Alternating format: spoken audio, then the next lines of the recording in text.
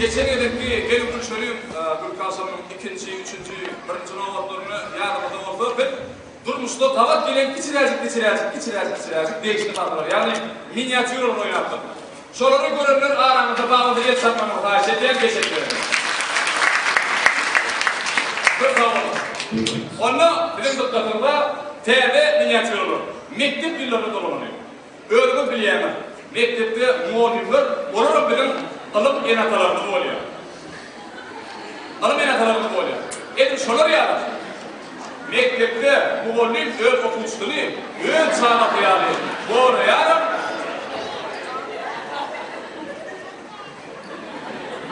Mektepte muhalif öl okuştuğunu, doğru ya, iyi buraya, öl çağlatı yani.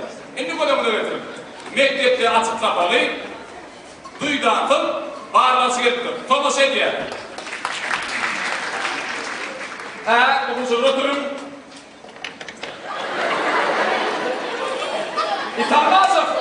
İtanmazım. Tek, okul sorun. Yani bana cevap veriyor. Bana cevap veriyor. Karnayı. Ne yürü karnayı?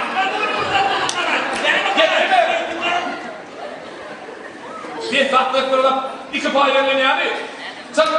Versiklerini dönelim.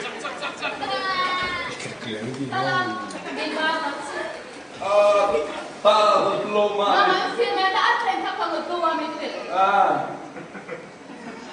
Otur beş. Ay göremem ustacı. Şimdi var ha. Bana cevap vereyim. Bir oyun Taylan. Taylan.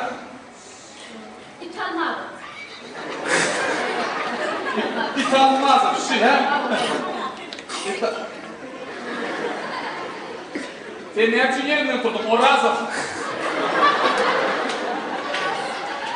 Otur yerinde o razı.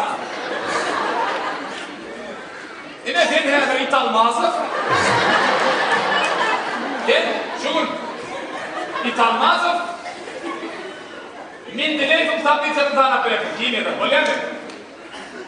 Hit zoom formu Asiko! öyle mi? Arkukurt.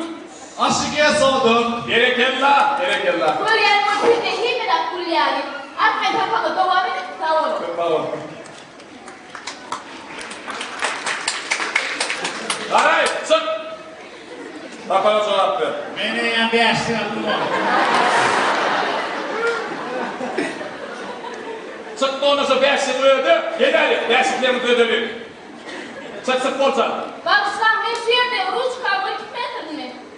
Otur beş. Bir gün iki tane beşik. İlk öktü görünür okusayım nasıl? Boleh. Allah!